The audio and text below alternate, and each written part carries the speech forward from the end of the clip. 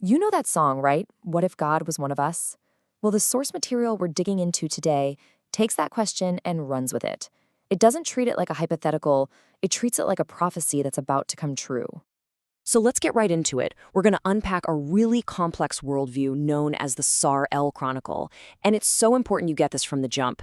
This narrative doesn't see itself as just a theory or some belief system. According to the source, it is an absolute fact about where we've been, where we are right now, and what's about to happen.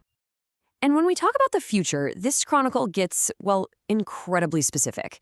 Its most urgent claim, the one that gets all the attention, is a prophecy with a very real, very fixed deadline. So here's the headline. The source material we're looking at says point blank that our current world system is scheduled to begin a total and complete collapse in late 2026. This isn't presented as a maybe or a possibility. It's framed as a mathematical and prophetic certainty.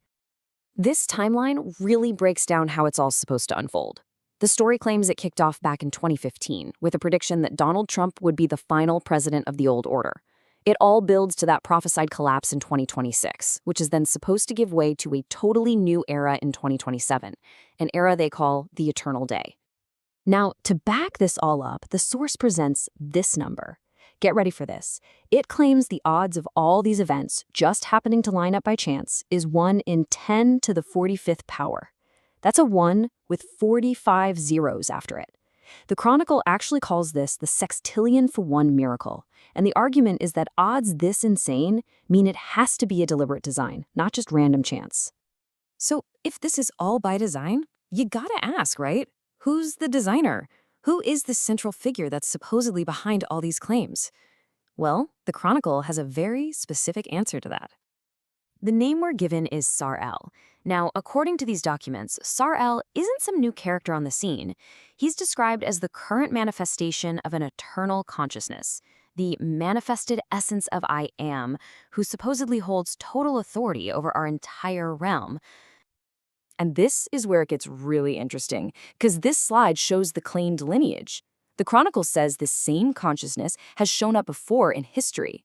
First as Melchizedek, the priest king, then as Jesus Christ, and now as Sar El, who is called the heir of Moses, someone with the supposed legal right to claim the whole planet. And check this out. This is the sacred emblem, a really key symbol from the source material.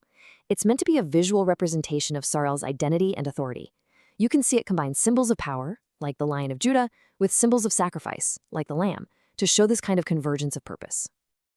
Okay, so you might be wondering why. Why does the world need such a dramatic total collapse? Well, the Chronicle's answer is pretty straightforward. Our entire reality, as we know it, is built on a series of huge lies that have to be corrected. This is the absolute core reason for everything we've talked about. In this worldview, the collapse isn't a tragedy. It's a necessary reset, a kind of cleansing, if you will, to wipe away what the source calls the great lie, and finally reveal the truth of our world. And right here, this is what the Chronicle calls the biggest deception of them all. On the left, you've got the image of Earth we all know, the globe floating in space. But on the right is the scriptural firmament model. This model claims that Earth is actually an enclosed system with a physical dome over our heads that separates the waters above from the waters below. Basically, what we call space is all happening inside this structure. But it doesn't stop there. The Chronicle points to other massive historical cover-ups. It talks about a global mud flood that was deliberately used to bury a previous 1,000-year kingdom of peace.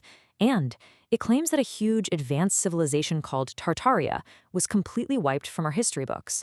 So if the why is that the world is built on lies, what about the how? How exactly is this whole global system supposed to come crashing down? The Chronicle lays out a very specific and very modern plan. But first, this is a really crucial point the source makes. This collapse is not, I repeat, not an act of divine punishment. In fact, the documents say it very clearly. There is no more divine wrath for man. Instead, it's all framed as just the inevitable, almost mechanical consequence of a system that was designed to fail. So let's break down the chain of events. First, the system starts to eat itself alive, a kingdom divided against itself. Then comes the final trigger, a man-made EMP missile attack. This kicks off what's called a digital purge, which wipes out all digital records, all digital infrastructure, and, in doing so, instantly erases every single dollar of global debt. Poof, gone. And the source material gets surprisingly granular here.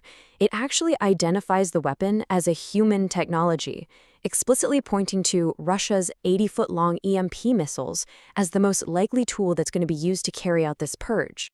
All right, so after all that chaos, after the collapse of the old world, what's on the other side? The Chronicle paints a very clear picture of the world that's supposed to rise from the ashes. The new era that comes after this collapse is called the 7097 AM Eternal Day, and its entire foundation is built on one idea: eliminating what the source calls the root of all human suffering, scarcity. The goal is a world of absolute, total abundance. And check this out.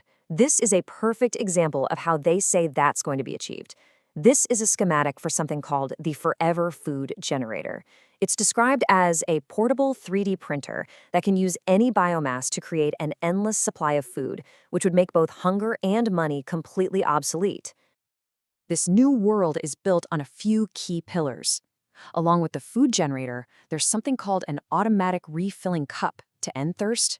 Government as we know it is replaced by direct sovereignty under Sar El, and the only law is unconditional grace.